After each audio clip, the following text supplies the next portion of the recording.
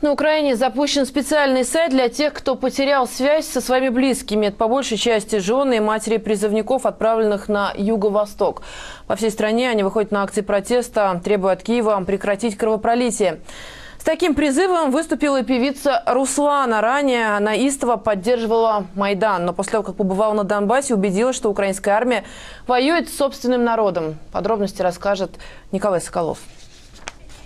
Пропавших без вести уже больше сотни, и это только данные, обнародованные Комитетом солдатских матерей. На Украине заработал специальный сайт для тех, кто потерял связь с близкими, отправленными в зону боевых действий на юго-восток. Массовые акции против военного призыва продолжаются по всей стране. На новом сайте Комитет солдатских матерей публикует это видео из разных регионов Украины. В Херсонской области женщины просят военкома вернуть их сыновей и пробуют докричаться до президента Порошенко. Кто-то даже читает сочиненное стихотворение. Хотим мы жить в покое, мире и любви. Нельзя построить счастье на крови.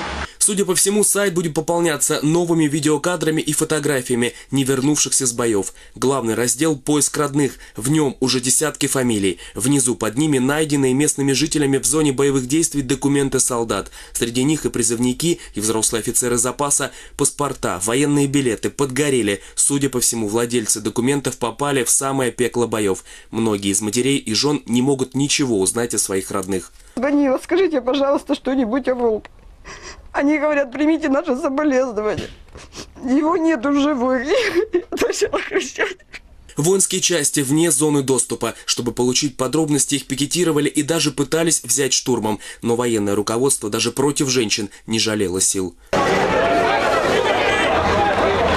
После был митинг в самом центре Киева, под окнами президента страны и министра обороны. Но и эта акция без ответа. На сайте Комитета матерей опубликован документ для внутреннего пользования Минобороны. В нем черным по белому о начале очередной волны призыва на Украине. В списки попадут даже студенты. Документ публикует одна из жен военкомов. Родители, помогите своим детям, пока не поздно. У меня 2 сына, оба студенты, специальности медицина и программирование. Я ни за что не отдам их в армию. Сколько молоденьких уже погибли. У вас на сайте столько фотографий. Я не хочу видеть среди них своих родных. Чтобы печальных новостей в телеэфире не было, тела погибших остаются в зоне боевых действий. Так жуткая картинка не попадает на телевидение. Если же родные активно начинают интересоваться судьбой своих сыновей или мужей, им пытаются выдавать чужие тела. Поехали в пятницу в Мариуполь. Нам вот сказали, забирайте тело. На опознании то не мой муж. Воевать не хотят не только обычные украинцы, но и сами властимущие. В Днепропетровской области местным депутатам военный комиссар вручил повестки прямо на очередной сессии собрания. Но такого никто не ожидал. Законодатели стали разбегаться в разные стороны. Вот мы сразу видим патриотизм нашего народа. Меняют свое мнение даже революционеры Майдана. Так певица Руслана вернулась с Донбасса и сразу собрала пресс-конференцию и высказала свое мнение о политике Порошенко.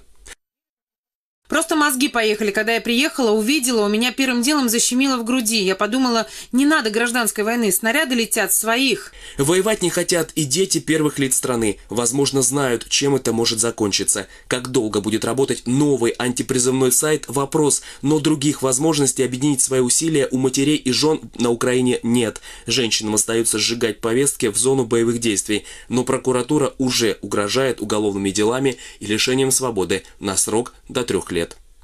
Николай Соколов, Вести.